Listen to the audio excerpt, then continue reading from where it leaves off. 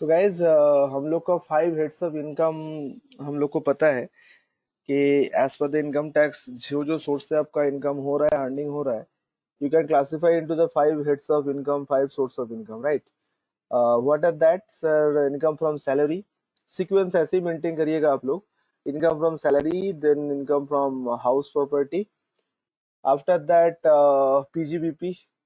I think we have done the PGBP. PGBP chapter हम लोग पढ़ चुके हैं ना? पीजीबीपी चैप्टर हम लोग काफी लंबा चौड़ा था हम्म। चैप्टर, हाँ सर। तो बड़ा चैप्टर था, पढ़ लिए।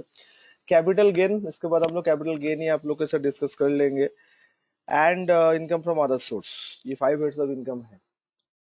तो 5 हेड्स ऑफ इनकम के अंदर इनकम फ्रॉम अदर सोर्स जो है वो काफी छोटा हेड है। और जो इनकम को आप एज ए हाउस प्रॉपर्टी, जो इनकम को as a salary, as a PGBP और as a capital gain classify नहीं कर पा रहे हो, उसी इनकम को आप कहाँ क्लासिफाई करोगे? Income from other source. देखिए सर, हाउस प्रॉपर्टी इनकम जो है वो काफी हद तक हम लोग पहचान सकते हैं कि income must from property. Okay, let out property से इनकम होने वाला है। और डिटेल में हम लोग जब हाउस प्रॉपर्टी पढ़ेंगे तो आपको समझ में आ जाएगा। सैलरी चैप्टर में हम लोग पढ़ते हैं कि एम्प्लॉयर एम्प्लॉय रिलेशनशिप होना चाहिए, तब जाके वो सैलरी माना जाएगा। बिजनेस का डेफिनेशन क्या है, कैसा है, ये तो आप लोग के साथ बहुत ही अच्छे से हुआ है हम लोग का। अच्छा, कोई अगर आप लोग फिक्स्ड एसेट वगैरह बेच रहे हो या आपका कोई कैपिटल एसेट बेच रहे हो, तो उस बेच के जो प्रॉफिट या लॉस जो होता है उसको हम लोग कैपिटल गेन बोलते हैं। ये छोड़ के भी और भी जो जितना सारा इनकम है जिसको आप ये 4 हेड्स में क्लासिफाई नहीं कर पा रहे हो, 4 हेड्स मतलब आपका हाउस प्रॉपर्टी में नहीं जा पा रहा है, बिजनेस इनकम नहीं है आपका, कैपिटल गेन का चांसेस नहीं है, और सैलरी का कोई सवाल ही नहीं आ रहा है बिकॉज एम्प्लॉय एम्प्लॉय रिलेशनशिप नहीं है। तो इस तरह का इनकम को हम लोग कहाँ क्लासिफाई करेंगे? Obviously other source. जैसे कि हो गया आपका फैमिली पेंशन। फैमिली पेंशन मतलब जो बंदा जॉब कर रहा है, पेंशन उसको नहीं मिल रहा है, वो है ही नहीं, उसका जो नॉमिनी है उसको मिल रहा है, सेकंड पार्टी पेंशन जिसको हम लोग बोलते हैं। ये एग्जांपल पता है ना आप लोग को कि पेंशन गवर्नमेंट के केस में खास करके दो तरह का, दो लोगों को मिलता है। एक जो जॉब कर रही है या कर रही थी, जो रिटायरमेंट के बाद उसके हाथ में डायरेक्टली अगर पेंशन आए तो एक तरह का पेंशन हो गया। और जो बंदा है, जो बंदी जॉब कर रही थी, वो अगर अलाइव ना रहा तो उसका जो नॉमिनी है उसको भी पेंशन मिलता है। तो बात ये हो रहा है कि जो जो नॉमिनी जो जॉब नहीं कर रहा था, जो as a nominee pension withdraw कर रहा है, उसके हाथ में पेंशन कौन से हेड में टैक्सेबल होगा? क्योंकि जॉब तो वो कर नहीं रहा था, राइट? तो उसके हाथ में ये क्या माना जाएगा? उसके हाथ में ये इनकम फ्रॉम अदर सोर्स माना जाएगा। तो ऐसे कई तरह income, like interest income, dividend income, lottery income, इस तरह का जो इनकम होता है, जो कौन सा हेड में क्लासिफाई होता है? इनकम फ्रॉम अदर सोर्स में क्लासिफाई होता है। तो इसी के अंदर एक छोटा सा कॉन्सेप्ट आज हम लोग डेवलप करेंगे और जिसके ऊपर हम लोग बातचीत करेंगे, दैट इज गिफ्ट। तो गिफ्ट कौन दे रहा है, कौन से ओकेशन पे दे रहा है, क्यों सरकार गिफ्ट जैसा चीज के ऊपर टैक्सेबिलिटी, टैक्स इम्प्लाई कर रहा है, एसेट्रा एसेट्रा, अभी हम लोग डिस्कस करेंगे। आप समझ रहे हो मैं क्या बोल रहा हूँ? Every one of you getting my point? Yes sir. Yes sir, yes sir. तो हम लोग आज पढ़ने के वाले हैं, वो क्लियर हुआ आप लोग को दोस्तों? तो बेसिकली हम लोग वही सब चीज, वही जगह सब पढ़ने वाले हैं जहाँ पे हम लोग ना तो उसको हाउस प्रॉपर्टी में क्लासिफाई कर सकते हैं, ना तो हम लोग उसको सैलरी में क्लासिफाई कर सकते हैं। बट एक बात सबको पता है, सर टैक्स तो देना ही है। इंडिया में कोई भी इनकम दिख गया और आपको उसके ऊपर टैक्स नहीं देना, ऐसा हो ही नहीं सकता है। तो टैक्स देने से पहले क्लासिफाई तो सबसे पहले ये करना चाहिए कि कौन सा हेड में टैक्सेबल होगा। So answer is, sir head जो होगा वो होगा इनकम फ्रॉम अदर सोर्स। तो इनकम फ्रॉम अदर सोर्स के अंदर एक सोर्स ऑफ इनकम है, वो है गिफ्ट। आप गिफ्ट कौन देगा, कौन सा ओकेशन पे इनकम फ्रॉम अदर सोर्स होगा, और कैसे हम लोग उसको टैक्स लाइबिलिटी कैलकुलेट करेंगे, आज हम लोग एक करके डिस्कस करेंगे। तो शुरू करें? तो आइए शुरू करते हैं हम लोग गिफ्ट के ऊपर टैक्सेबिलिटी। ठीक है, तो गिफ्ट हम लोग किन किन लोग से मिल सकता है? तो आइए मैं एक सर बार, बोलो। सर रिकॉर्ड कर लीजिए सर। भाई रिकॉर्ड कर रहा हूँ, हो रहा है, रिकॉर्ड हो रहा है। तो समीम, हमने 3 क्लास का रिकॉर्डिंग भेजे, देखे है तुमने? टीडीएस क्लास का। हाँ सर, थोड़ा देखा था।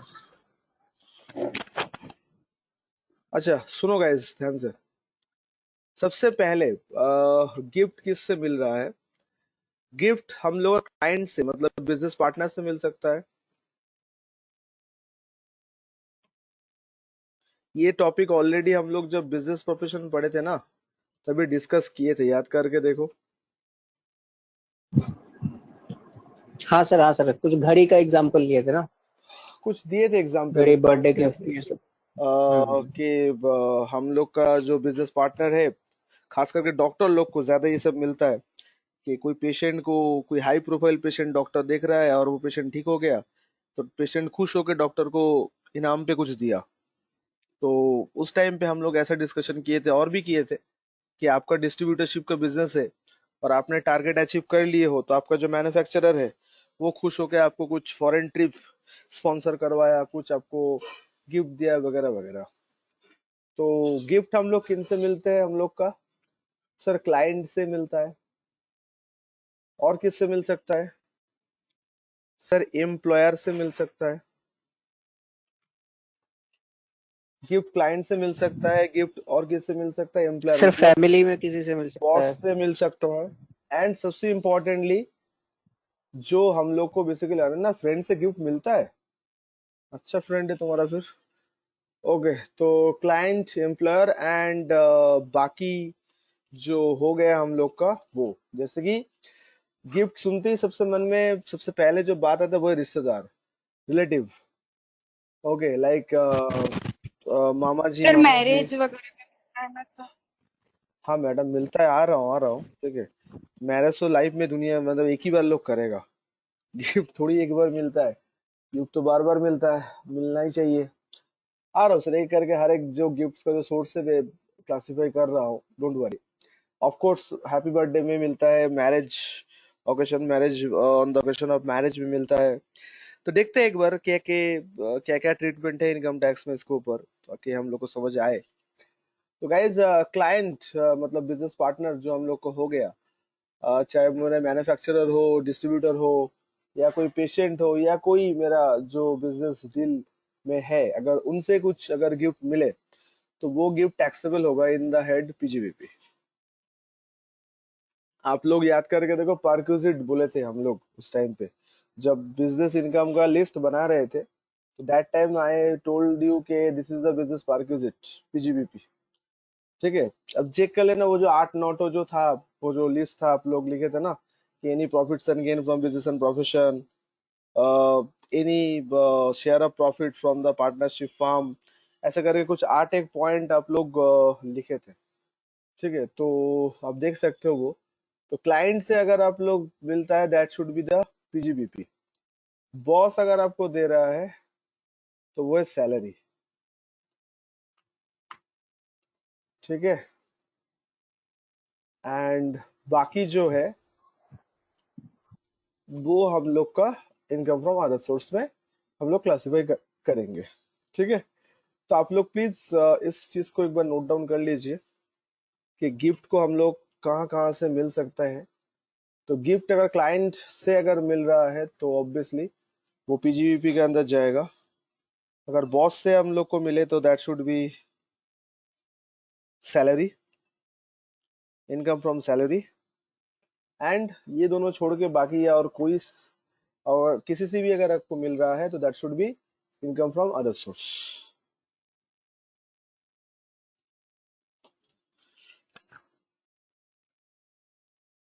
ठीक है, देख लीजिए एक बार।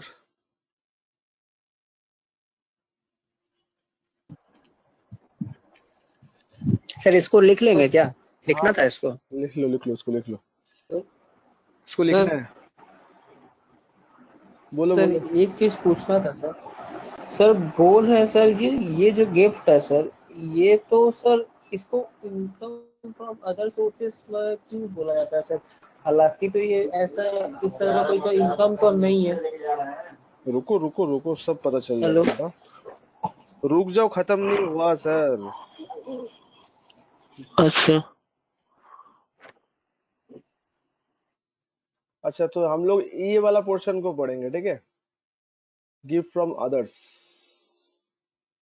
तो आप लोग ये तीनों चीज नोट डाउन कर लिए हो? So I will move further then. अच्छा, तो हाँ सर, हाँ सर। तो आइए एक बार लिखते हैं next time gift from others.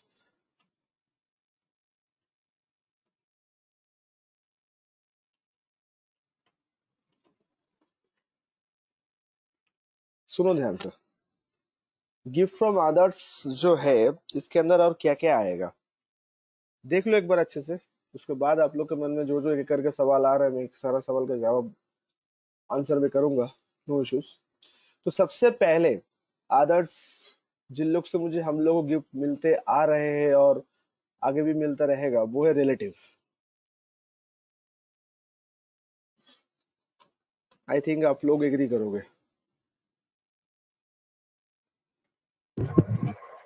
Yes sir, 100%। Sir occasion कुछ भी हो, ओकेशन कुछ भी हो, चाहे हैप्पी बर्थडे हो या मैरिज एनिवर्सरी हो या खुद मैरिज ही क्यों ना हो या कोई अचीवमेंट क्यों ना हो, सर दे कौन रहा है मेरे लिए वो इम्पोर्टेंट है।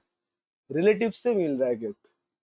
अब रिलेटिव के अंदर कौन कौन आएगा उसका भी एक लंबा चौड़ा डेफिनेशन आएगा, हम लोग पढ़ेंगे, डोंट वरी। सेकंड क्या होता है, gift on the occasion of marriage.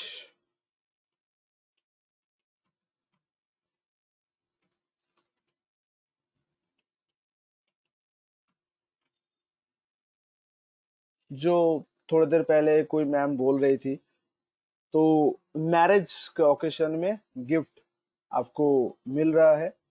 और on the occasion of the marriage gift can be receive from anyone, not only the relative. Relative भी हो सकता है, फ्रेंड्स भी हो सकता है, कोई भी हो सकता है।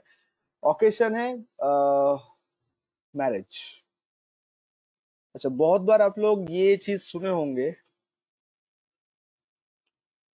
विल का नाम सुने हो? विल, बहुत सारा हिंदी मूवी के ऊपर ये विल के ऊपर बेस करके बहुत सारा हिंदी मूवी का स्टोरी लाइन भी पिक्चराइज किया गया है कि जब माइनर रहता है तो उसका पिताजी उसके नाम पे विल बना के जाते हैं कि जिस दिन ये मैच्योर करेगा और मेरा प्रॉपर्टी का सारा हिस्सा उस दिन वही माना जाएगा। तो विल के हिसाब से अगर कोई प्रॉपर्टी का मालिक अगर कोई होता है तो इंडिया में उसको एज ए गिफ्ट ही माना जाता है। सुने हो ना विल, कि उसके नाम पे विल बना के गए, माइनर चिल्ड्रन के नाम पे विल बना के हाँ गया। Sir. Sir sir entertainment movie में। बहुत सारा मूवी ऐसा, not only entertainment, Hindi Bengali, बहुत सारा मूवी का जो बेस है, जो प्लॉट है, वो प्लॉट बहुत बार ये विल के बेसिस पे ऊपर गया। और विल काफी पॉपुलर टर्म भी है इंडियन सिनेरियो में, आई थिंक आप लोग को याद भी होगा। तो विल के हिसाब से अगर कोई प्रॉपर्टी अगर आपके पास आ रहा है, मतलब आपका रिश्तेदार ने विल बना के गया था, तो जिस दिन वो प्रॉपर्टी आपका हैंड ओवर होगा वो भी आपका बाय विल माना जाएगा, ठीक है। आई मीन बाय गिफ्ट माना जाएगा, एज पर इनकम टैक्स माना जाएगा कि आपको एज ए गिफ्ट वो प्रॉपर्टी मिला, ठीक है, बाय वे ऑफ विल।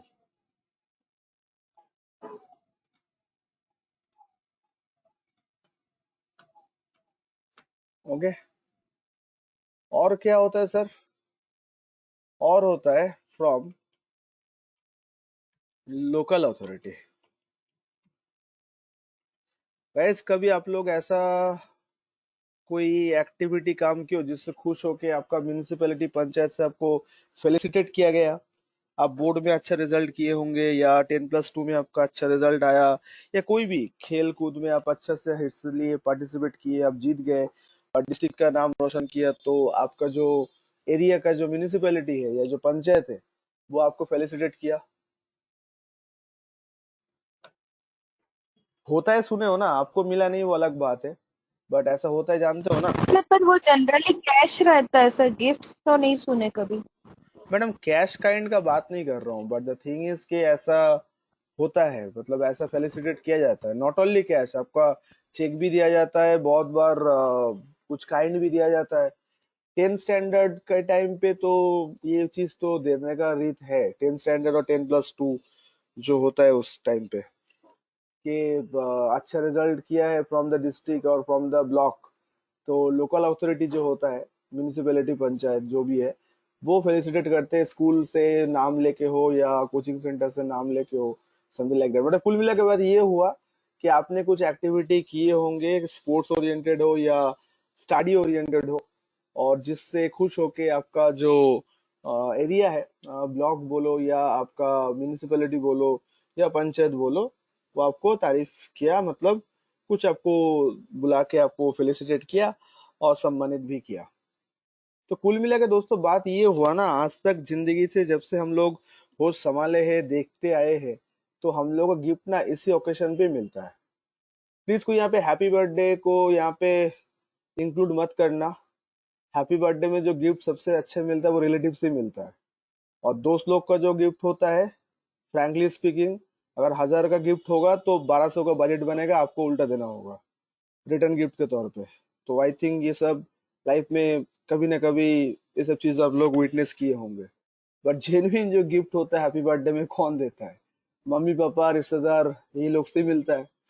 अगर किसी का दोस्त अच्छा निकल गया वो अलग बात है, ठीक है। तो एनीवे, सो गाइस,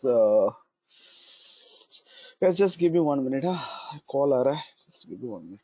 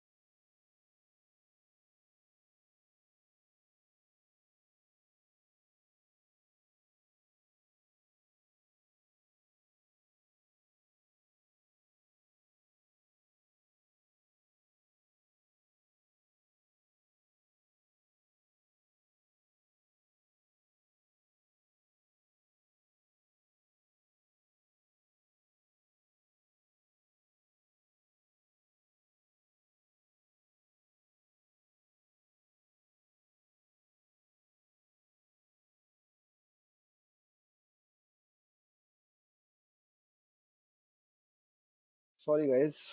अच्छा, तो यस, तो गाइस आप लोग एग्री कर रहे हो? बोलो। किसी को अगर दोस्त को लेके नाराजगी हो तो I am sorry,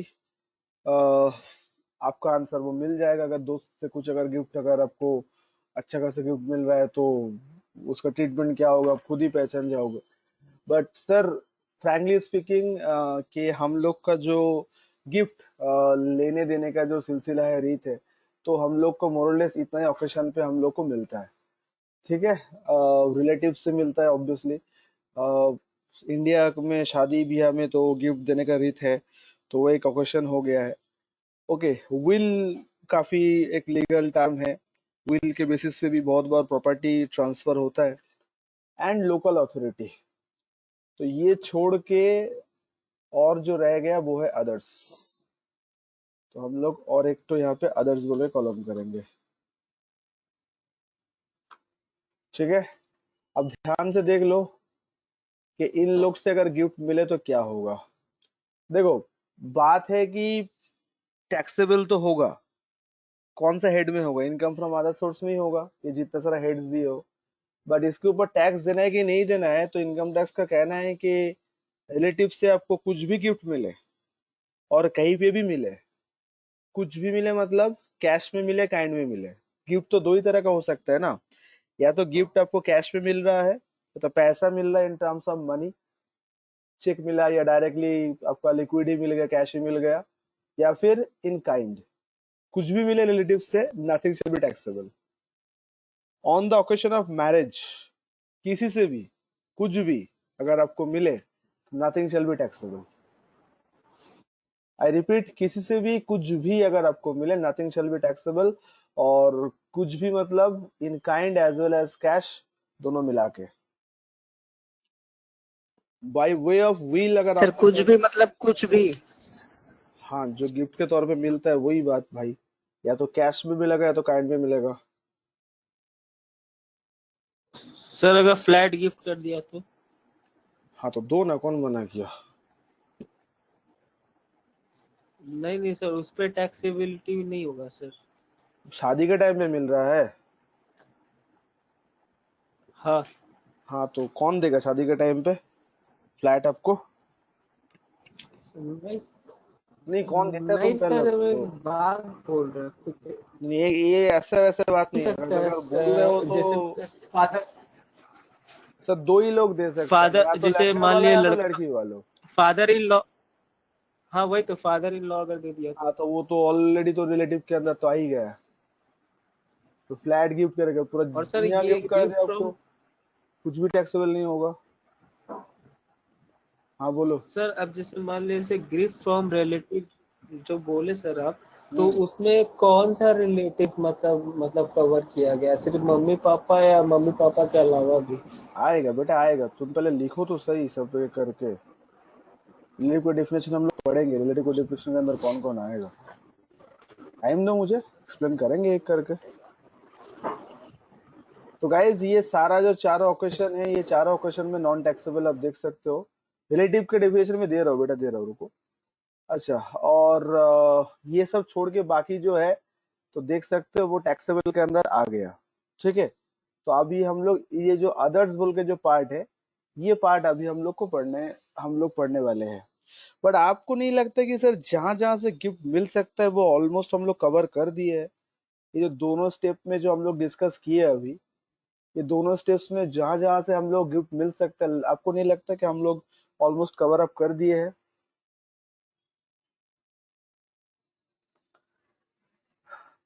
sir business partner से गिफ्ट मिल सकता है, आम बात है, तो वो टैक्सेबिलिटी का बात हो चुका है कि वो पीजीबी हेड में जाएगा।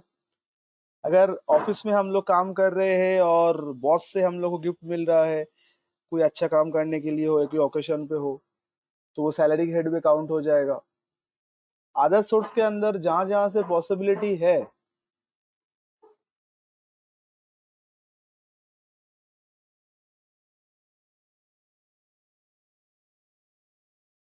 अदर सोर्स में जो जो पॉसिबिलिटीज है, आपको नहीं लगता है ऑलरेडी हम लोग डिस्कस कर चुके हैं? रिलेटिव से पॉसिबिलिटीज है तो वो नॉन टैक्सेबल है, शादी ब्याह में मिल सकता है तो भी नॉन टैक्सेबल है, विल के हिसाब से अगर कोई प्रॉपर्टी ट्रांसफर हुआ तो भी नॉन टैक्सेबल, और लोकल अथॉरिटी से पैसा मिले तो भी नॉन टैक्सेबल है। बाकी क्या है? बाकी अदर्स। तो सर और छूट क्या गया? ऑलमोस्ट तो सर सर हम लोग लोकल अथॉरिटी से मिल गिफ्ट मतलब जैसे? भाई बोले ना, वो म्यूनिसिपैलिटी पंचायत जो अच्छा रिजल्ट करने पे जो फेलिसिटेट करते हैं, या तुम लोग कभी नहीं देखे हो ऐसा होता है? मतलब ओ हमें खाली अच्छा, हाँ मिलता सर, है। सर मेरा माइक हाँ बीच सर, में थोड़ा मिलता है बंद सर। हो गया था तो मैं सुना ही नहीं दिया था। सर सर एक चीज क्या पूछना है आपको। स्कॉलरशिप भी? हाँ, स्कॉलरशिप, स्कॉलरशिप का ही, वो तो स्कॉलरशिप भी तो बोलते हैं उसको, तो स्कॉलरशिप भी तो एक तरह का तो गिफ्ट ही तो हो गया आपका ना। हाँ सर। आपको नहीं मिला है वो अलग बात है, बट ऐसा मिलते हुए नहीं देखो, ऐसा हो ही नहीं सकता यार, ये तो गवर्नमेंट का तो ये तो हाँ पुण्य सर, हाँ कमी सर, जा रहा सर है। मुझे सर मिला है सर, हाँ देखे सर। मिलते हैं सर, देखे सर। अच्छा, कोई किसको बात मिला? नहीं। हाँ, खेल कूद पे भी सर देते मुझे हैं। मिला है सर। अच्छा, मिला है। सर एक चीज पूछना है सर, अगर कोई ओकेशन नहीं है किसी का, बट किसी का फ्रेंड सर उसको कार गिफ्ट दे दिया, तो वो टैक्सेबल होगा? ऐसा फ्रेंड मिलता कहाँ पे बोलो, दो चार फ्रेंड हम भी बना लेंगे।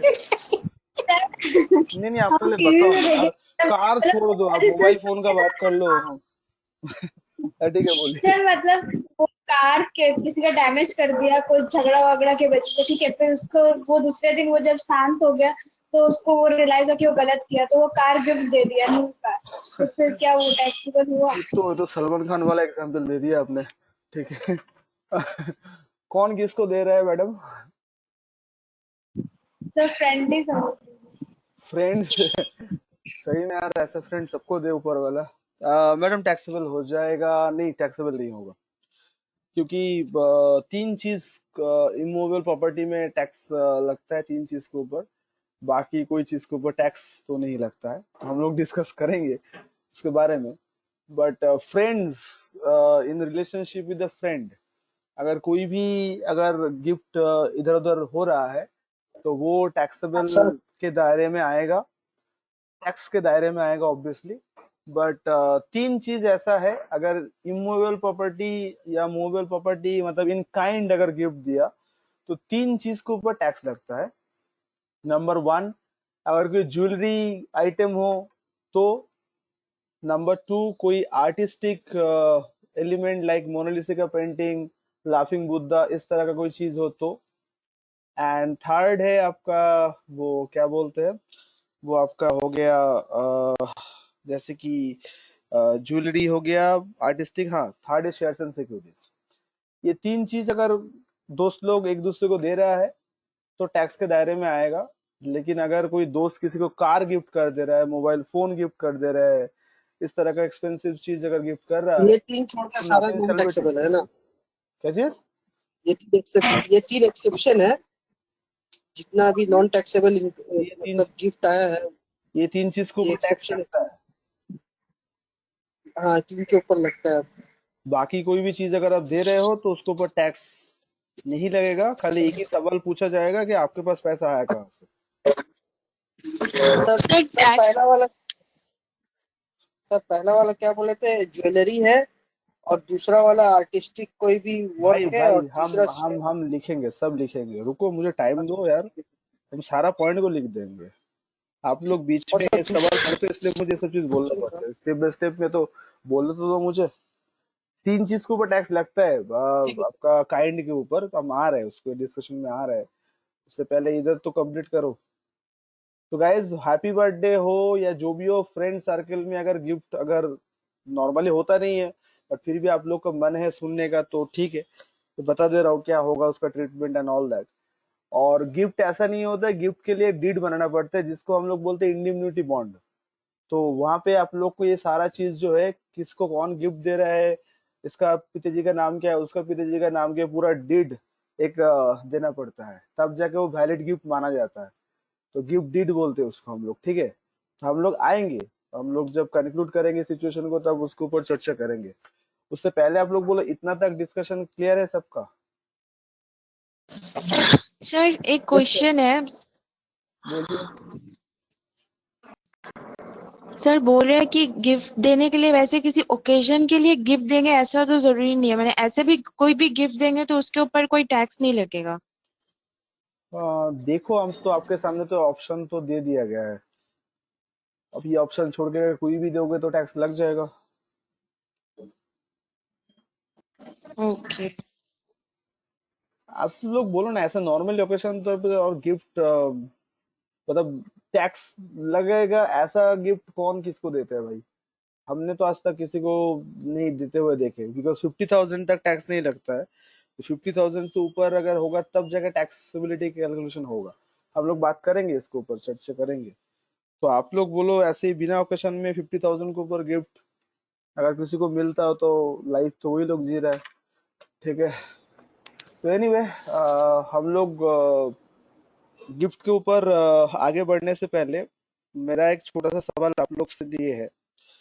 तो गाइज, आप लोग देख सकते हो कि लगभग सारा चीज का जो पॉसिबिलिटीज है हम लोग यहाँ पे डिस्कस कर लिया। अच्छा, हैप्पी बर्थडे ओकेशन छोड़ दो यार, उसमें उतना हाई फाई, में फिर से बता रहा हूँ, आमतौर पे जो रिश्तेदार होता है वही हाई फाई गिफ्ट देते हैं, बाकी उतना हाई फाई गिफ्ट नहीं मिलता या नहीं दिया देते, जो भी होता है मतलब टैक्स लायक इतना तो नहीं होता है। तो गाइज, अभी मेरा एक सिंपल सा सवाल ये है कि जब सब कुछ इसके अंदर हम लोग डिस्कस कर लिए हैं, तो इसके ऊपर टैक्स, मतलब गिफ्ट के ऊपर टैक्स, ये बात आपको अजीब नहीं लग रहा है कि गिफ्ट हैप्पी ओकेशन पे दिया जाता है फिर उसके ऊपर भी टैक्स?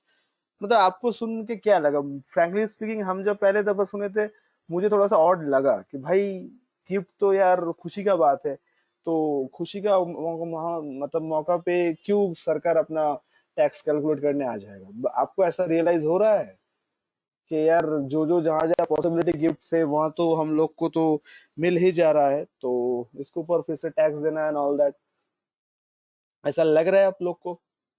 मुझे तो फ्रैंकली लगा था हाँ सर, हाँ सर। कि ऐसा क्यों होना चाहिए। तो सुनिए ध्यान से। पहले बात तो, जो आप लोग के इनोसेंट माइंड में जो चीज आ रहा है, जो चीज सोच रहे हो आप लोग कि यह गिफ्ट मिलेगा तो क्या होगा, ये गिफ्ट मिलेगा तो क्या होगा, तो आप लोग का सोच जायज है। गवर्नमेंट बोल रहे हैं हम लोग उस सब के ऊपर टैक्स ले ही नहीं जा रहे हैं, हम लोग जा रहे हैं किसी और जगह पर ट्रेस करने में। तो आप लोग याद करके देखो, जब आप लोग के साथ मेरा पीजीबीपी स्टार्ट हुआ था, profits and gain from business and profession जब स्टार्ट किए थे, तो मैंने उस टाइम पे एक एग्जाम्पल्स लिया था आप लोग के साथ, शायद आपको याद होगा कि मेरा फाइल में दिखेगा खाली इनकम है, बट रियलिटी में ऐसा कुछ इनकम होगा ही नहीं। फिर उसी फाइल को दिखा के हमने कुछ पैसा अर्न कर लेंगे। याद है किसी को वो ट्रिक, वो जो चिप ट्रिक हम लोग उस टाइम पे डिस्कस किए थे कि हम सब लोग क्या मानेंगे, अपने आप को ट्यूशन टीचर मान लेंगे या कोई अदर सोर्स इनकम दिखा लेंगे और सारा पैसा कैश में लेंगे। याद आ सर रहा है आप लोग को? अगले हाँ अगले आदमी को लोन दे देंगे सर, उसको लोन में मतलब उसका पैसा ब्लैक से व्हाइट कर देंगे हम लोग। हाँ, तो वो याद है, वो ट्रिक याद है, हम लोग बोले थे उस टाइम पे यस सर, कि यस सर। हम लोग कैश इन एक हैंड दिखा इनकम देंगे। एक फॉल्स, हाँ सर, फॉल्स फॉल्स, कुछ फॉल्स फॉल्स इन द दिखाएंगे सेंस, इनकम। जब सारा इनकम दिखेगा पेपर पेन में, बट रियलिटी में अगर कोई हाँ, चेक करने आएगा तो कुछ वो कुछ मिलेगा नहीं नहीं। रहे। तो हम लोग उसके बाद यस क्या सर। करते हैं, जैसे पेपर पेन में पैसा दिख जाता है, तो हम लोग क्या करते हैं, हम लोग किसी एक जन से ऐसे ढूंढते हैं जिसके पास ब्लैक मनी सच में है, जिसको चाहिए कि वो ब्लैक व्हाइट करके दे।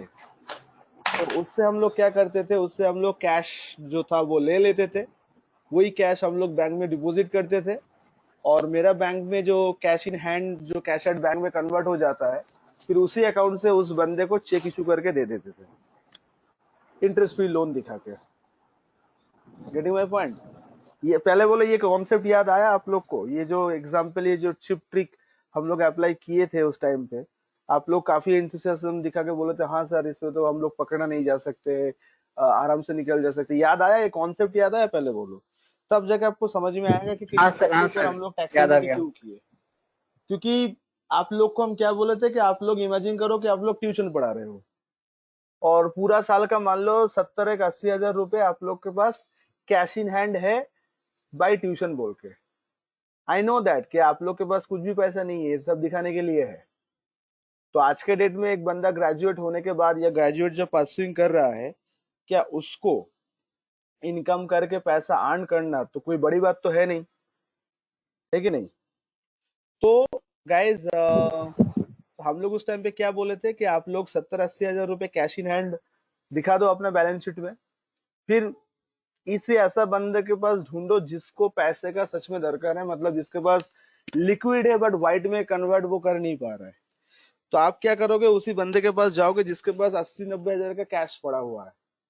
तो वो क्या करेगा, वो कैश वो आपको दे देगा। आप वो कैश क्या करोगे, बैंक में जाके डिपॉजिट करोगे। तो बैंक में जाके जैसे ही आप डिपॉजिट करोगे, तो सही सा बात है, सवाल ये आएगा इतना कैश कहाँ से आया। तो आप तभी जस्टिफिकेशन दे देना कि हम इतना दिन से जो ट्यूशन पढ़ा रहे थे, उसका जो कैश जो आ रहा था स्टूडेंट से, वही पैसा मैं जमा कर रहा हूँ। मैं देखिए मेरा बैलेंस शीट पे भी फाइल किया हुआ है। तो आपका जो कैश इन हैंड है, लिटरली वो कैश एट बैंक बन जाएगा। फिर उसी आपका अकाउंट से आपने 60 हजार का या 75 हजार का एक चेक इशू करोगे उसी बंदे का, जिस बंदे का वो लिक्विड मनी था। तो वो अगर आपको 80 हजार का लिक्विड दिया है, तो आप उसको 70 या 75 का चेक इशू करके दे दीजिए। बाकी पूरा 5 हजार 6 हजार रुपये आपका है, उसका इंटरेस्ट फ्री लोन दे दीजिए। तो हम लोग क्या दिखा के दे रहे थे उसको, जैसे कि विश्वजीत बोल रहा था, इंटरेस्ट फ्री लोन दिखा रहा था। याद आ रहा है आप लोग को? तो मेरे पास अगर पैसा है, तो मैं उस पैसे तो कुछ भी कर सकता हूँ, किसी को लोन दे सकता हूँ, कुछ भी कर सकता हूँ। ये सिनेरियो यस सर। पूरा याद है आप लोग? ये सिनेरियो जो मैं आप लोगों से डिस्कस किया, अभी पूरा याद आया आप लोग को? अब सुनो, 2009 से पहले गिफ्ट के ऊपर कोई टैक्सेबिलिटी था ही नहीं। 2009 से पहले गिफ्ट के ऊपर कोई टैक्स लाइबिलिटी था ही नहीं।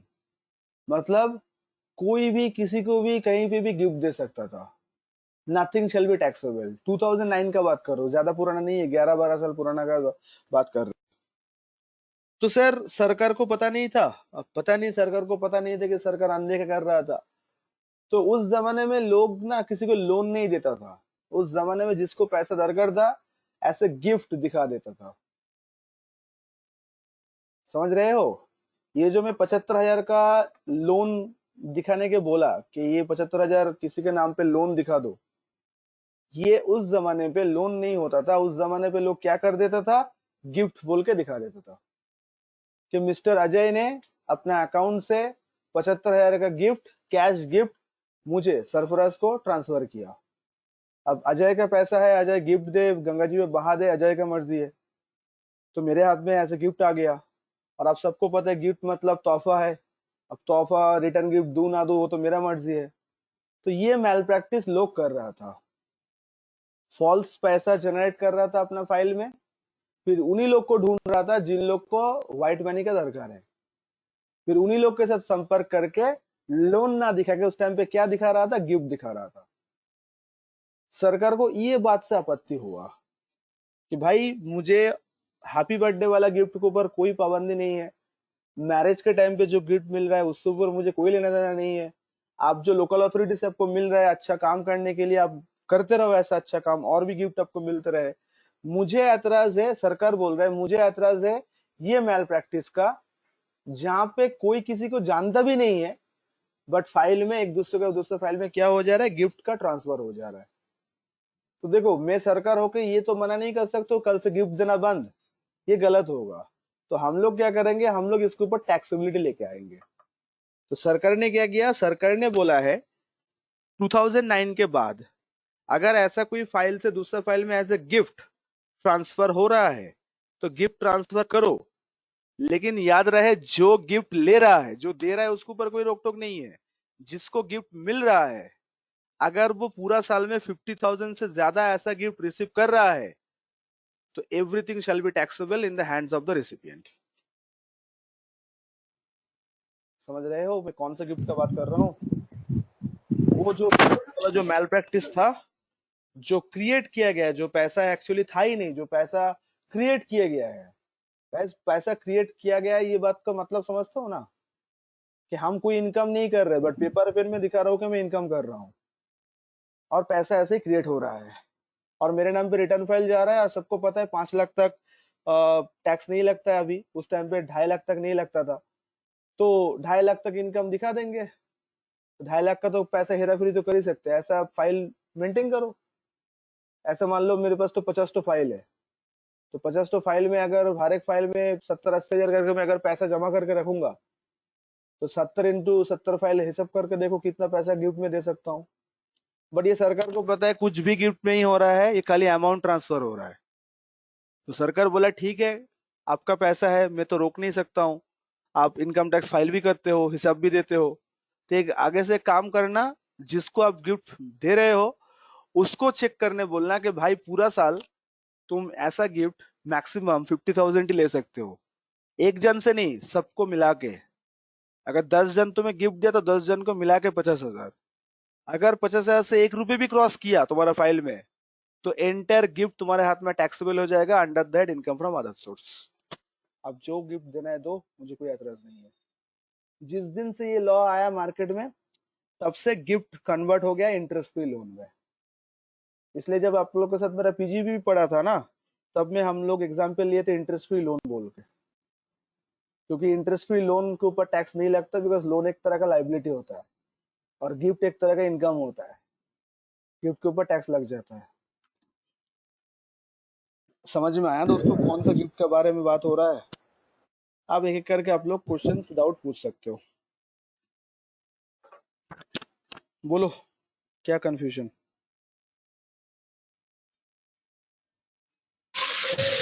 नहीं सर, सब क्लियर।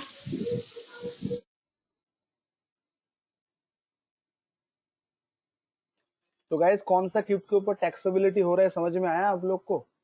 कौन सा गिफ्ट हम लोग चॉइस किए हैं? विच गिफ्ट? ये जो सेल्फ जनरेटेड जो गिफ्ट है। तो शादी में गिफ्ट दो, हैप्पी बर्थडे ओकेशन, अच्छा हैप्पी बर्थडे ओकेशन अगर रिलेटिव के छोड़ के अगर किसी से मिल रहा है, फ्रेंड वगैरह, तो वो टैक्सेबल हो जाएगा बिकॉज वो लिस्ट के अंदर कवर अप नहीं है। लोकल अथॉरिटी जो गिफ्ट देता है, स्कॉलरशिप देता है, nothing shall be taxable. Sir sir बोलो।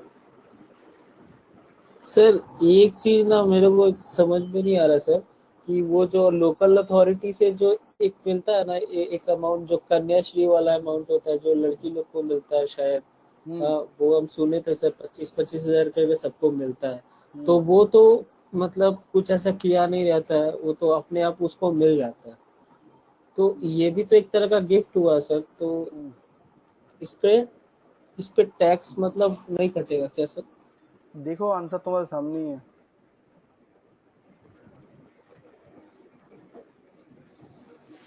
हाँ, तो सर इसको गिफ्ट मानेंगे सर? हाँ ऑफ कोर्स।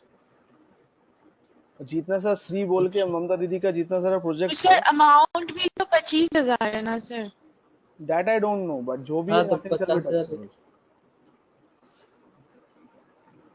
सर आपको ठीक है लगता है सर। कि कन्याश्री के ऊपर गिफ्ट टैक्स लेना चाहिए? पहले आप ये बात बताओ। गर्ल्स नहीं आप नहीं लोग सर, बोलो, एकदम नहीं। बिकॉज ये गर्ल्स को ही मिलता है और वो भी एक अप टू सर्टेन एज तक मिलता है। हर एक एज, मतलब मेरे साथ अभी जितना सारा गर्ल्स हो, आई डोंट थिंक आप लोग एलिजिबल हो उसके लिए। आप लोग का एज चला गया जितना मुझे नॉलेज है। तो जो भी है वो तो आपका गवर्नमेंट से ही मिल रहा है, तो एक तरह का इनकरेजमेंट ही है, राइट? तो nothing shall be taxable madam, amount चाहे कुछ भी हो जाए। और चाहे काइंड में जैसे कि वो साइकिल वगैरह वगैरह भी तो देते हैं, साइकिल, टैब, और भी बहुत तरह का चीज तो देने का तो प्रोपोज्ड है। तो जो भी है सरकार की तरफ से कुछ भी मिले, all are exempted। Sir hmm, sir आप बोले वो गिफ्ट फ्रॉम रिलेटिव वो तो नॉट टैक्सेबल है, और जैसा कि मैरिज के ओकेशन में भी मिले तो नॉट टैक्सेबल है। बोले फ्रेंड्स से, आप बोले कि फ्रेंड्स वगैरह से मिलेगा तो वो टैक्सेबल होगा। फ्रेंड से कब मिल रहा है? कौन सा क्वेश्चन में मिल रहा है? मैरिज में सर। मैरिज में nothing shall be taxable sir, बोल तो दिए। अच्छा, वो तो अलग से अगर फ्रेंड देता है कुछ तो टैक्सेबल होगा। शादी पे दे रहा है क्या? हाँ शादी पे दे रहा है तो आप तो नॉट नॉट टैक्सेबल बता दिए। हाँ। फिर अभी बीच में आप बोले ना कि अगर फ्रेंड्स की तरफ से अगर कोई गिफ्ट मिलता है तो वो तो टैक्सेबल कौन सा होगा। ओकेशन पे मिलेगा वो तो पहले बताओ। ऐसे फ्रेंड आके गिफ्ट दे दिया, भाई कहाँ से मिलते हैं तुम लोग? कैसा फ्रेंड बोलो तो? नहीं सर, क्या लिस्ट में तो ओकेशन मतलब सब तो एक सब, मैरिज का ही ओकेशन होगा या? सब। अच्छा चलिए बर्थडे ओकेशन में हो गया तब वो अच्छा बर्थडे टैक्सेबल हो जाएगा ओकेशन पे ना? हो जाएगा तो टैक्सेबल हो जाएगा भाई, देख लो। बर्थडे तो है नहीं यहाँ पे, तो टैक्सेबल हो जाएगा। अच्छा ठीक है सर। अच्छा चलो आगे बढ़े। अब रिलेटिव के अंदर कौन कौन आएगा, आ जाओ। अनोखा डेफिनेशन ऑफ रिलेटिव। अब पीयूष बोलो क्या दिक्कत है? No, sir. No, sir. अच्छा आ जाओ भाई, रिलेटिव के अंदर कौन कौन आता है देख लेते हैं।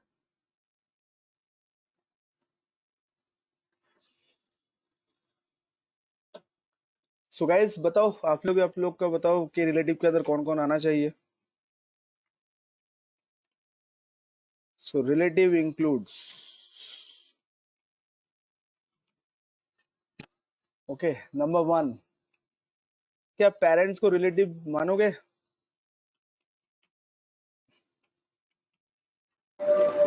Yes sir. Okay. Spouse,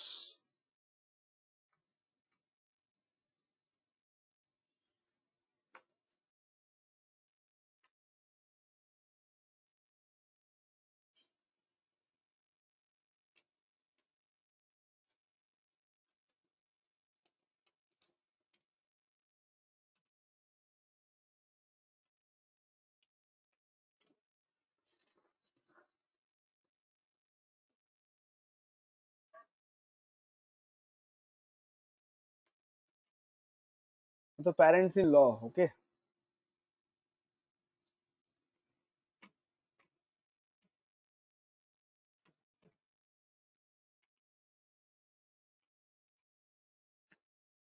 brother and sister of self, comma parents,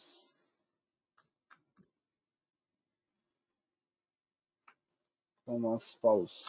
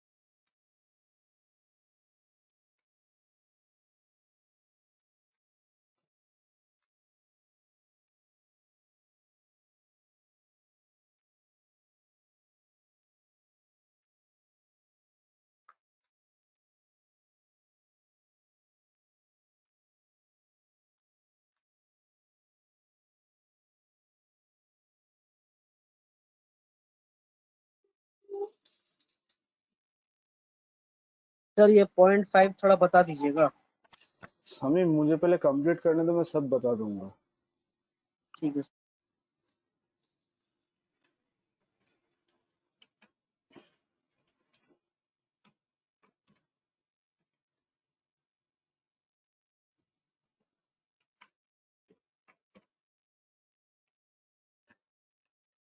लिख लो रिलेटिव के अंदर कौन कौन आएगा.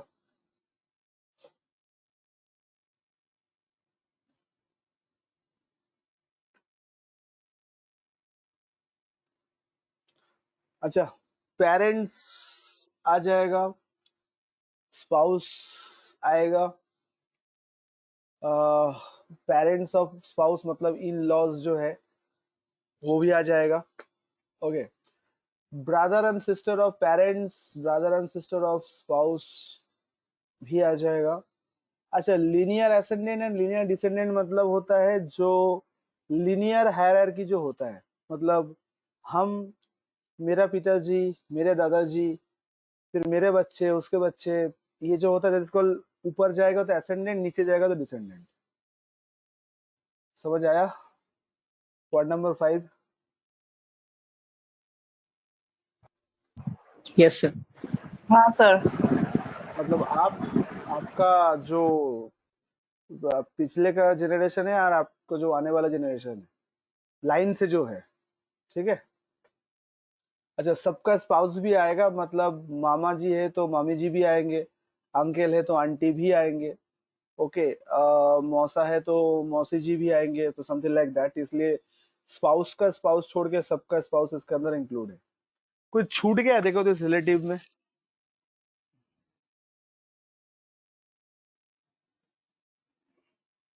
कुछ छूट गया है देखो तो.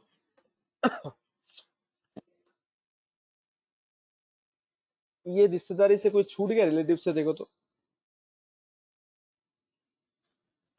नहीं सर। ध्यान से देखो, छूट गया. छूटना तो चाहिए ही सर. हाँ सर, एक छोटा तो लग रहा है डन हो मेरे को। गया। चाइल्ड नहीं आया, अंकित बोल रहा है. किसका चाइल्ड अंकित? सर मैटरनल रिलेटिव्स और मैटरनल रिलेटिव तो ऐड किए ना यहाँ पे. पेरेंट्स मतलब तो दोनों ही होगा ना.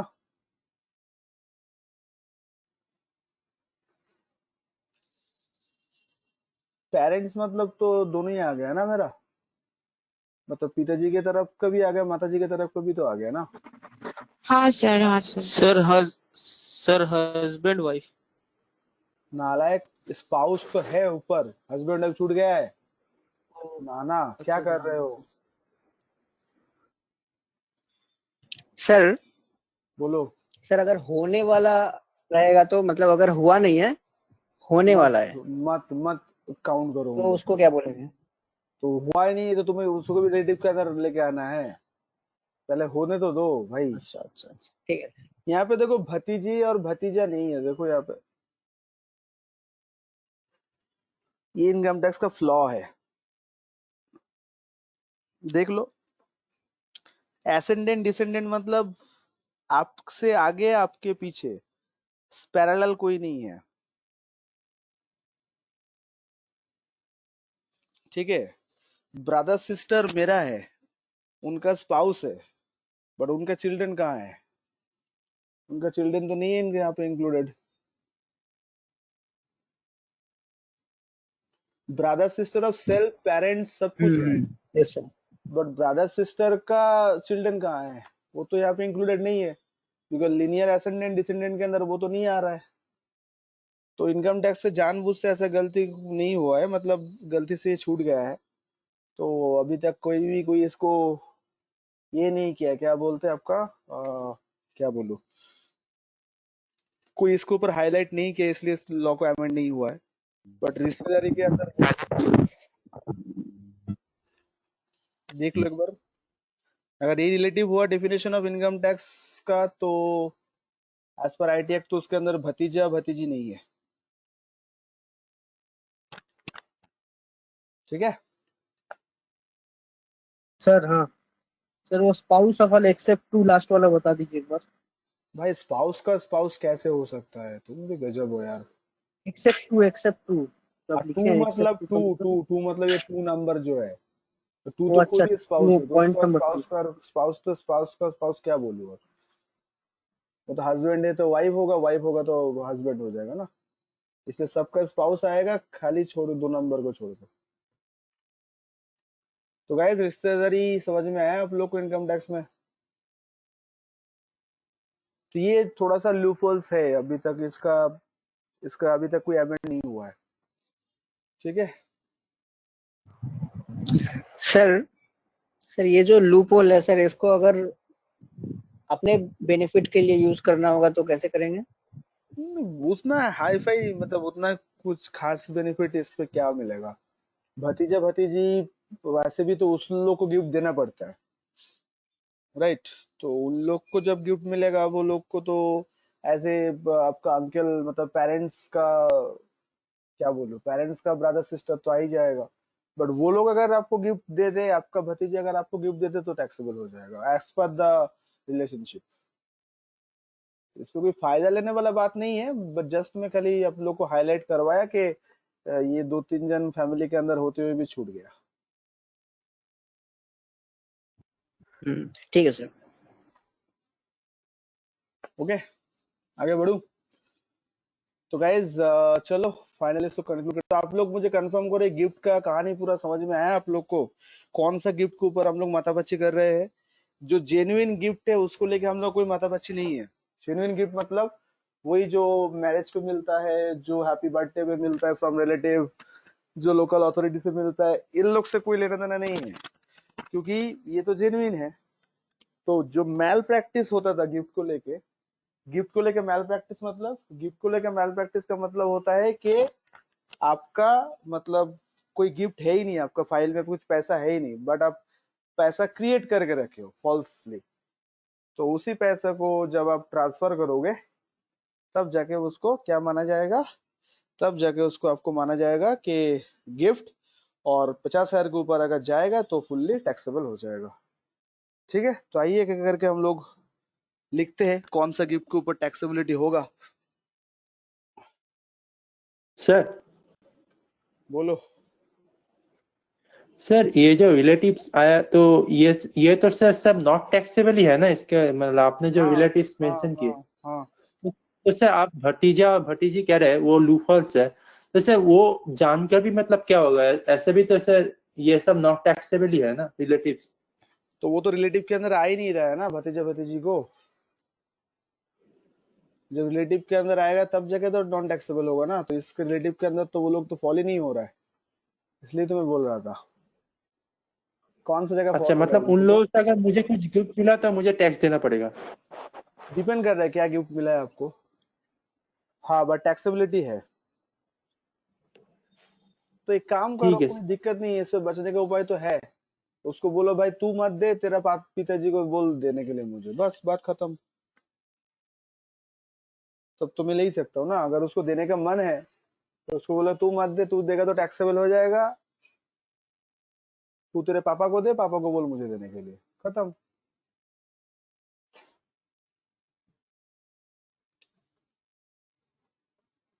समझे जो भाई साहब क्वेश्चन किए थे अभी? हाँ सर। अच्छा, आदर्स, आदर्स में जो अभी हम लोग डिस्कस कर रहे थे, ठीक है, तो आदर्स मतलब जो टैक्सेबल हो रहा था रिलेटिव रिलेटिव को छोड़ के, तो यहाँ पे दो बात है। हाँ, क्या दो बात है? कैश गिफ्ट होगा, और क्या हो सकता है? काइंड हो सकता है, ठीक है।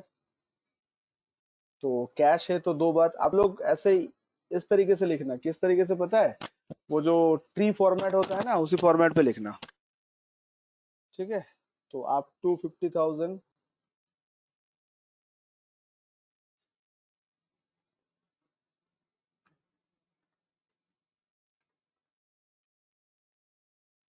मोर देन 50,000, ओके। अच्छा, इन एग्रीगेट, इन एग्रीगेट का मतलब होता है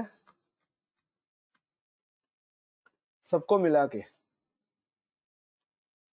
मतलब आपने 10 जन से लिए हो तो 10 जन को मिला के 50, 10 इंटू 50 नहीं है, जितने लोग से लोगे सबको मिला के 50।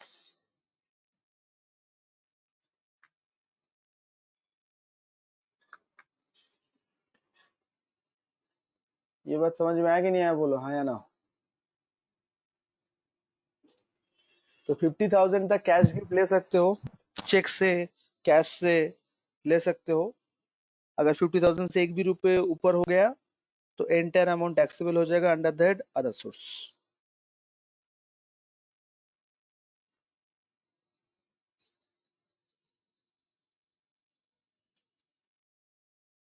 समझ आया? Yes no? हाँ सर, हाँ सर। अच्छा, काइंड में है तो दो बात, ठीक है। अच्छा, मैं वो ट्री ड्रॉ नहीं कर पा रहा हूँ, इसलिए प्रॉब्लम हो रहा है। आप लोग को पता है ना कैसे करना है? मूवेबल है, मूवेबल,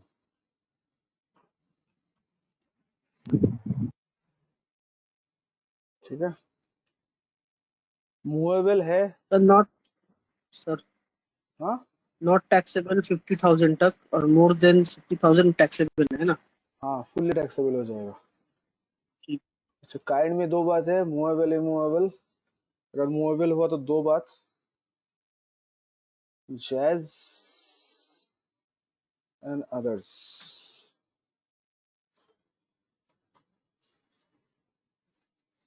जैज का फुल फॉर्म लिख लो, J for jewellery,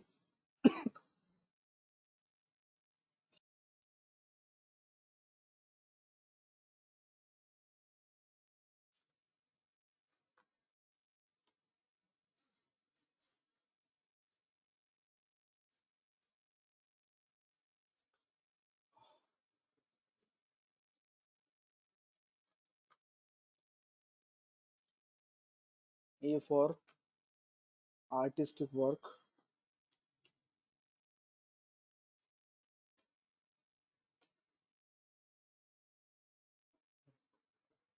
S for shares and securities.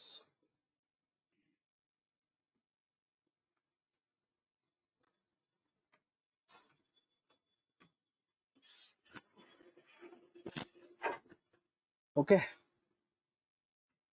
तो गाइज, मूवेबल प्रॉपर्टी अगर किसी को गिफ्ट दे रहे हो तो जेएस देखना पड़ेगा कि आप मूवेबल प्रॉपर्टी में क्या ज्वेलरी गिफ्ट दे रहे हो, कोई आर्टिस्टिक वर्क गिफ्ट दे रहे हो, कि शेयर्स एंड सिक्योरिटीज दे रहे हो। अगर ये तीनों चीज दे रहे हो तो ही टैक्सेबिलिटी होगा, अदर्स होगा तो नॉन टैक्सेबल। मतलब आप लोग जो गाड़ी मोबाइल फोन का बात कर रहे थे, तो हैप्पी बर्थडे में दो या कहीं पे भी दो, nothing shall be taxable. Sir sir गाड़ी तो बहुत महंगा होता होगा सर। पूछ रहे हैं कोई कंफर्म कर रहे हो मैडम आप? सर मैं पूछ रही हूँ आपसे। हाँ तो ऑब्वियस सी बात है, गाड़ी तो महंगा होगा ही।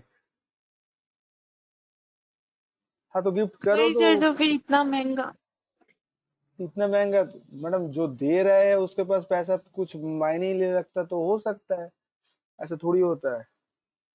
अब मान लो मुकेश अंबानी सर का बेटा आकाश अंबानी, उसका हैप्पी बर्थडे है, तो उसका दोस्त क्या गिफ्ट करेगा उसको?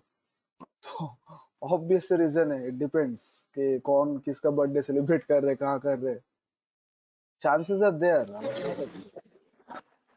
तो ये तीन तो चीज दोगे सर तो 2 लाख टैक्सेबल की हो गाड़ी गया। या समथिंग लाइक। 2 लाख का गाड़ी, हाँ तो देख कोई भी बात नहीं, ये तीन चीज छोड़ के आप कुछ भी दीजिए, nothing cell be taxable.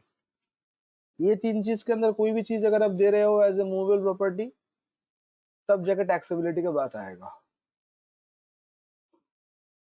Okay sir, okay sir. तो ये तीन चीज मतलब J for jewellery, A for the artistic work और S for shares and securities, ये तीन चीज छोड़ के, ये तीन चीज सर छोड़ के गाड़ी घड़ी चेन कुछ भी दिया, चेन तो ज्वेलरी के अंदर आ जाएगा। हाँ बोलो। सर, मेरा एक क्वेश्चन था। ये जेएस जैस में जो आप लिखा है ज्वेलरी, तो ज्वेलरी में दो किस्म का, आर्टिफिशियल ज्वेलरी है, ओरिजिनल ज्वेलरी है, दोनों आएगा? ज्वेलरी होने से मतलब है, आर्टिफिशियल ओरिजिनल से डजंट मैटर। अच्छा, ठीक है सर। मार्केट में जिसको ज्वेलरी माना जाता है।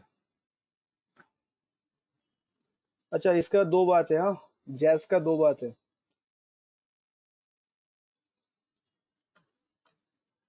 एक है प्योर गिफ्ट, दूसरा है डिम्ड गिफ्ट।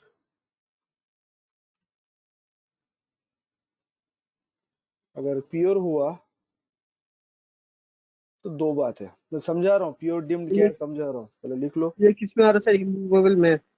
मूवेबल, मूवेबल में जैज, जैज के अंदर अच्छा अच्छा, ठीक है सर। जैज का दो कैटेगरी है, प्योर एंड डिम्ड।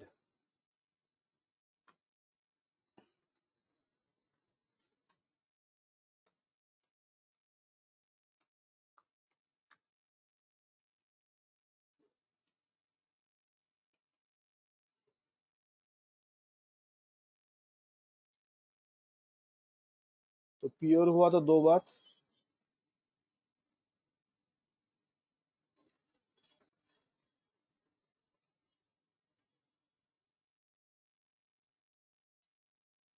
और डिम्ड हुआ तो भी दो बात। ठीक है, कॉपी कर लो। इमूवेबल का हम कुछ भी नहीं लिखे, हाँ गाइस ध्यान से देखो, यहाँ पे मूवेबल प्रॉपर्टी का दो कैटेगरी है, एक है जेएस कैटेगरी या दूसरा है आदर्श कैटेगरी। आदर्श कैटेगरी के अंदर कौन आएगा, ये तीन चीज छोड़ के बाकी सब आदर्श कैटेगरी के अंदर आएगा। ठीक है, तो अगर कोई jewellery, artistic work, shares and securities अगर गिफ्ट कर रहा है तो ये जेएस के अंदर आएगा। तो जेएस के अंदर देखा जाएगा कि प्योर की डिम्ड। अगर प्योर हुआ तो दो बात है,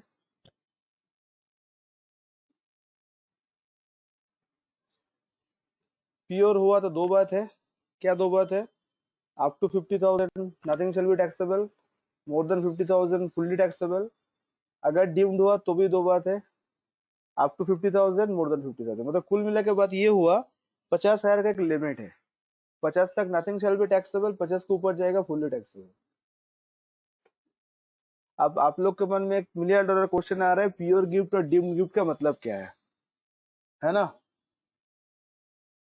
सर गिफ्ट तो गिफ्ट होता है, ये प्योर डिम्ड का मतलब क्या हुआ? पहले आप लोग बोलो, ये सर बाइफर्केशन ये समझ में आया? मैं समझा रहा हूँ मीनिंग। हाँ क्या बोल रहे हो आप? वो कहाँ पे? कौन सा?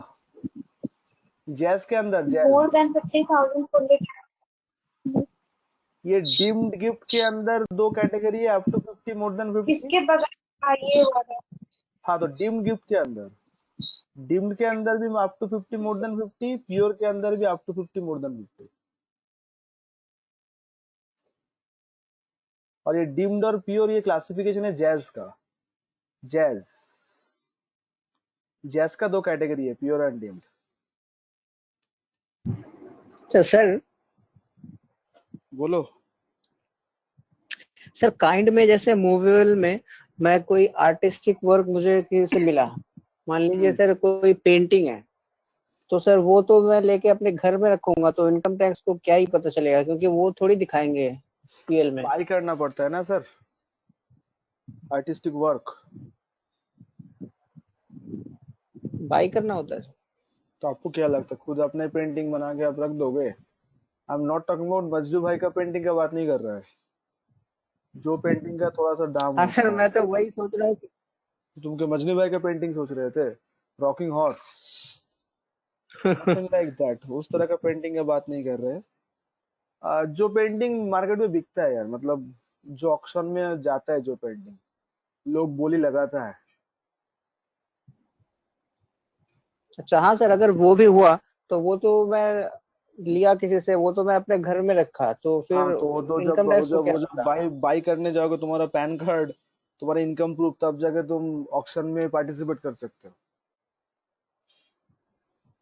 ओ तो अच्छा आपको क्या अच्छा अच्छा, लगता है कोई मतलब भी वो जाके ऐसे ऑक्शन अलग में से। पार्टिसिपेट करेगा और वो हो जाएगा? उसको पहले पार्टिसिपेट करने के लिए पहले क्वालिफाई करना पड़ता है। तुम जाके इधर उधर के दाम उठा के चले आओगे, खरीदना है ही नहीं तुम्हें, तो थोड़ी होता है सर। यस अच्छा जीत, अच्छा। वो पर एनम है, वो जो 50,000 लिमिट है वो पर एनम है।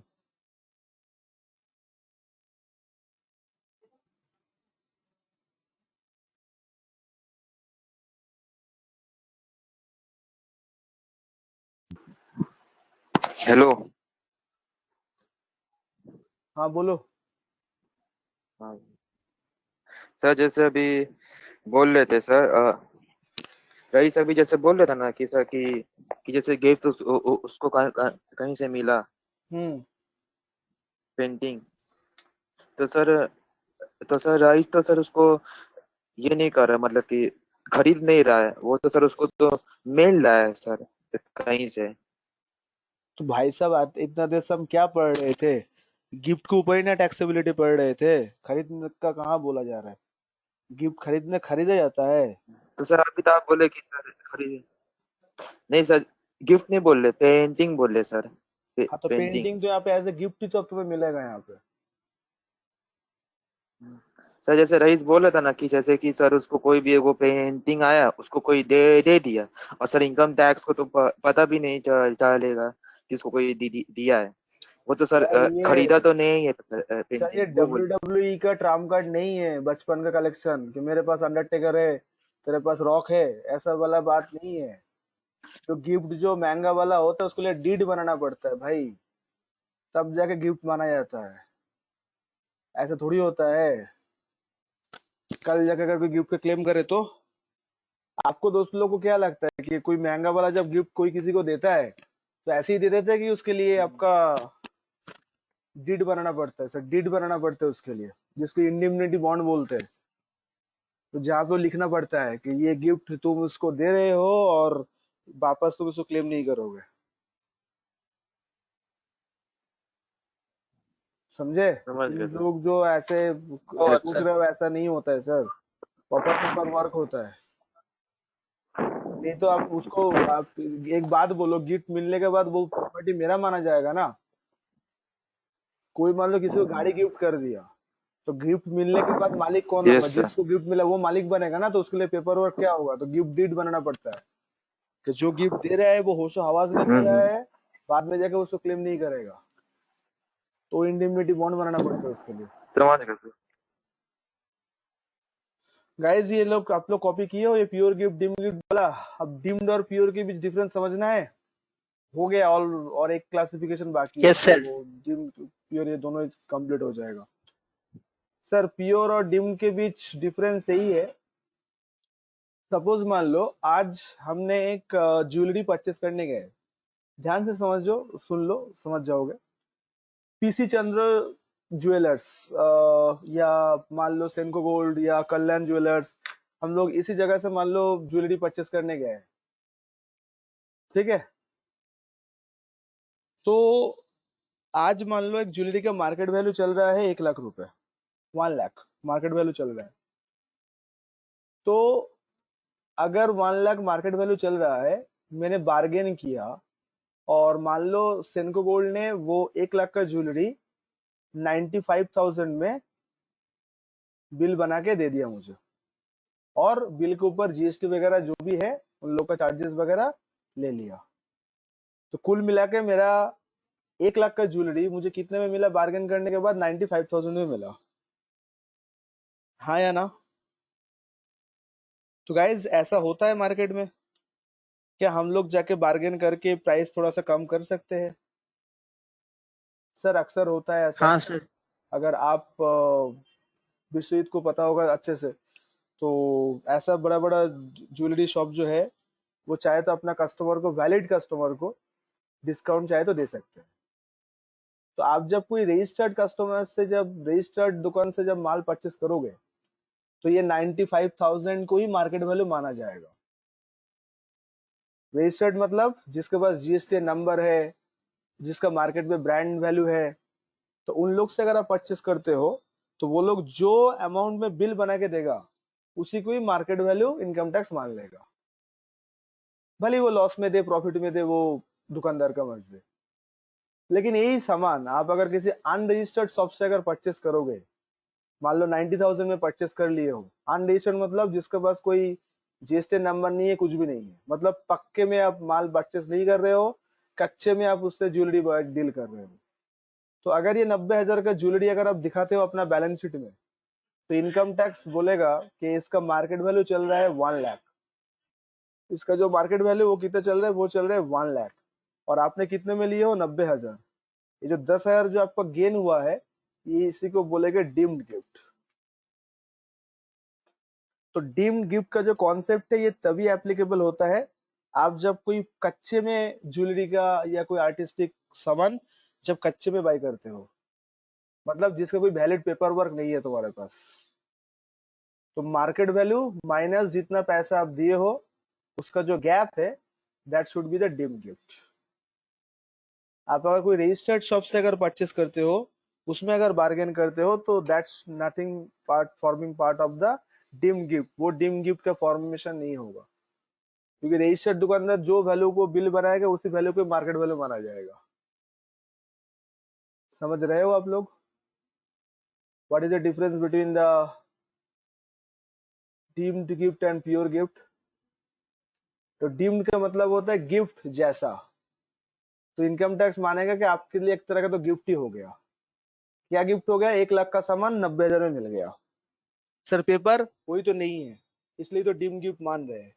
आज अगर आप 90,000 का प्रॉपर पेपर वर्क दिखा देते तो इनकम टैक्स उसी को ही वैल्यूएशन मान लेता। तो डीम्ड गिफ्ट का definition is equal to market value minus price actually paid. मतलब जब कहां से आप सामान परचेस करते हो, if you are buying from any unregistered supplier, तो अनरजिस्टर्ड से अगर बाय करोगे तो इनकम टैक्स ने सर ऐसा रूल क्यों किया है? आपको डिमोटिवेट करने के लिए कि आप बिना पेपर का सामान मत परचेस करिए, आपके यहाँ तो बेवजह गिफ्ट हो जाएगा। हाँ, आप बोलोगे सर मैं कच्चे में सोना परचेस करके दिखाऊंगा ही नहीं, वो तो अलग बात है, वो तो पूरा तो अनडिस्क्लोज हो गया फिर।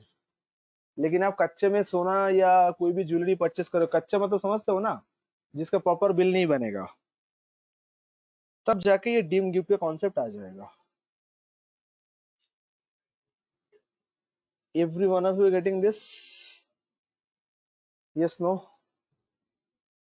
तो ये था हम लोग का यस सर, ज्वेलरी। लेकिन सर प्योर और डीम्ड दोनों में तो बात तो वही है कि अप टू 50,000 होने से नॉन टैक्सेबल, मोर देन 50,000 होने से फुल टैक्सेबल। हाँ, लेकिन आज अगर मैं कोई रजिस्टर्ड शॉप से कम दाम में माल परचेस करता हूँ, तो मेरा कोई वो डीम गिफ्ट का सवाल ही नहीं आएगा।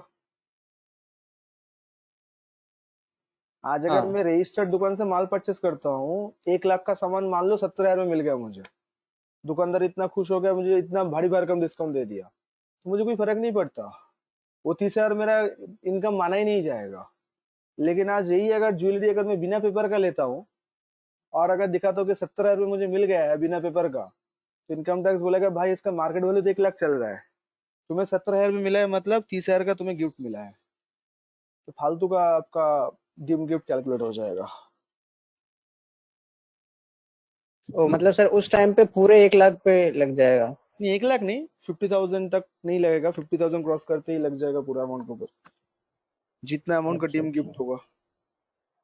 देखो डीम गिफ्ट एक्चुअली कॉन्सेप्ट लेके आया है मार्केट में मैल प्रैक्टिस को स्टॉप करने के लिए, क्योंकि लोग अगर पेपर वर्क के हिसाब से ज्वेलरी अगर बाय करता है तो उसके ऊपर लोगों को टीसीएस पे करना पड़ता है, जीएसटी पे करना पड़ता है, और भी टैक्स एप्लीकेबल हो जाता है।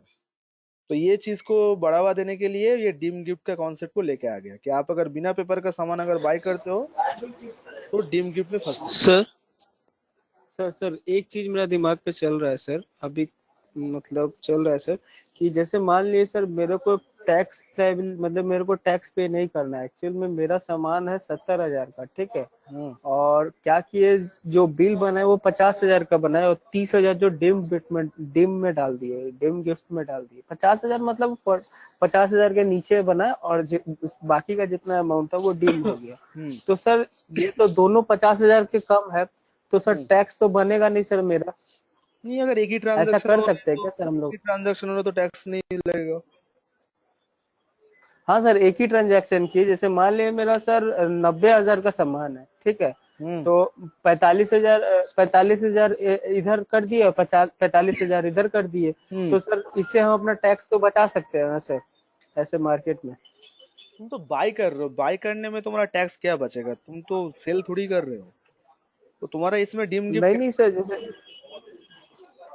ये आप बोल। हाँ सर जैसे आप बोले ना 50,000 के बाद में टैक्स लगेगा, हाँ तो एक ही तो ट्रांजैक्शन हम हो रहा है ऐसे पूरा करके, साल में तो नथिंग शैल बी टैक्सेबल।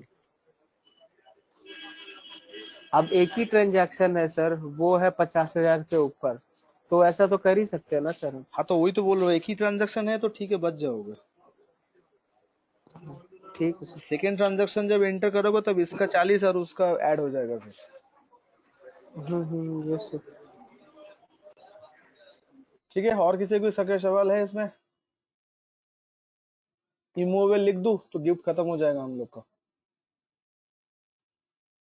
वैसे तो आपको पता चल ही गया होगा कि क्या होगा इमूवेबल में।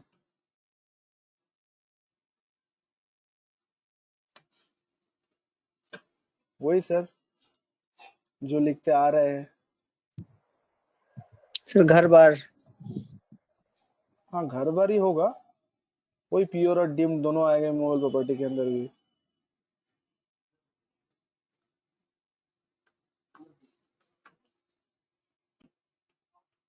प्योर एंड डीम्ड, ठीक है। तो प्योर के अंदर क्या आएगा, वही अप टू 50,000,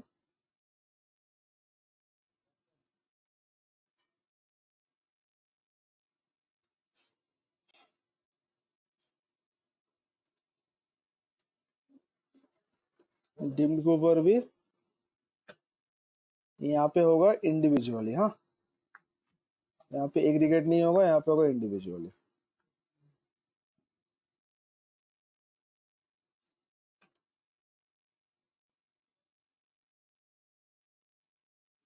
इंडिविजुअली मतलब इमूवेबल प्रॉपर्टी मतलब समझते हो ना, घर जमीन ये सब।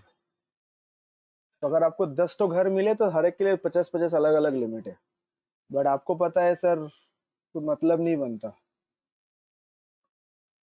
50,000 का एक घर आज के डेट में सोचना भी पाप है, घर का हिस्सा भी नहीं होगा, ठीक है। तो मान लो आपके पास 2 घर गिफ्ट मिला है, तो हर एक घर के लिए 50-50 अलग अलग होगा। ये कहने के लिए कहने का बात है सर, एक घर ही 50 के ऊपर तो आराम से क्रॉस कर जाएगा। मतलब हर हाल में इमूवेबल प्रॉपर्टी अगर कोई गिफ्ट करे तो टैक्सेबल तो हो ही जाएगा, क्योंकि 50,000 जो लिमिट दिया गया है इमूवेबल प्रॉपर्टी के लिए वो शगुन का लिमिट है। ये लैंड, किसी को लैंड गिफ्ट हो कर रहे हो, किसी को बिल्डिंग गिफ्ट कर रहे हो, तो इसमें 50,000 कोई अमाउंट है? नहीं सर इतने में तो चाय पानी होगा। तो वही 50,000 खाली शगुन के लिए बोला गया है। तो खाली यहाँ पे एग्रीगेट नहीं है, इंडिविजुअल है। अगर 10 तो घर है तो 10 घर के लिए अलग अलग 50-50-50 करके लिमिट है। तो दोस्तों ये था हम लोग का गिफ्ट का एग्जॉस्टिव लिस्ट। आप लोग अच्छे से वो प्योर डीम ऐसा करके किए हो ना आई फॉर्मेट में। तो गाइस बहुत दिन बाद हम क्लास लिए, इतना लंबा चौड़ा क्लास। आई होप कि आप लोगों को गिफ्ट समझ में आया। तो नेक्स्ट दिन हम लोग कोशिश करेंगे टीडीएस रिटर्न या इनकम टैक्स रिटर्न के ऊपर चर्चा करने का, ताकि आप लोग को जो काम का टॉपिक है वो जल्द से जल्द हो जाए। तो ये लिस्ट बना लियो ना, तो खाली आपको याद क्या रखना है पता है? 50,000। आईसीए के एग्जाम के लिए या इंटरव्यू के लिए आपको एक ही चीज याद रखना है, 50,000। कुछ भी हो जाए गिफ्ट में, चाहे कैश हो या काइंड हो, 50,000 तक नथिंग शैल बी टैक्सेबल, या डीम्ड हो या प्योर हो वट एवर। 50,000 तक nothing shall be taxable, 50 cross करती फुल्ली टैक्सेबल। हाँ, ऊपर कुछ एक्सेप्शनल लिस्ट है, तो शादी ब्याह वगैरह गिफ्ट जो है आप लोग प्लीज एक बार उसको एक बार थोड़ा सा ध्यान दीजिएगा, कहाँ कहाँ गिफ्ट के ऊपर टैक्स नहीं लगता है। रिलेटिव से नहीं लगता है, ओकेशन मैरिज पे नहीं लगता है, ये सब बात है। तो वहाँ एक बार कीजिए सर, रिमूवेबल में।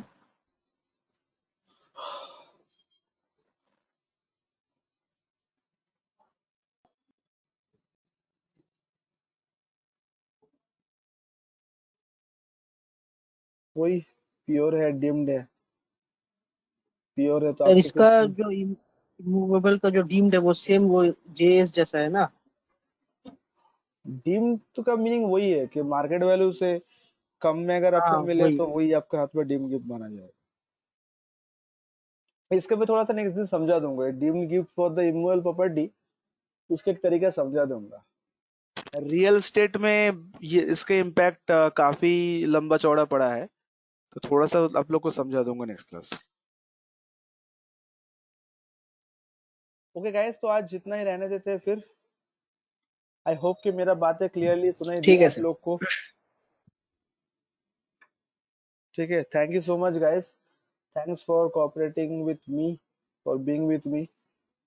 ओके, तो मिलते हैं आप लोगों के साथ नेक्स्ट क्लास परसों। ठीक है, till then take care. Advance accounts होगा सर? नहीं, एडवांस अकाउंट्स को तो यस सर, एग्जाम तो हो थैंक यू गया, सर। और क्या करना है, एडवांस अकाउंट्स तो कंप्लीट हो गया।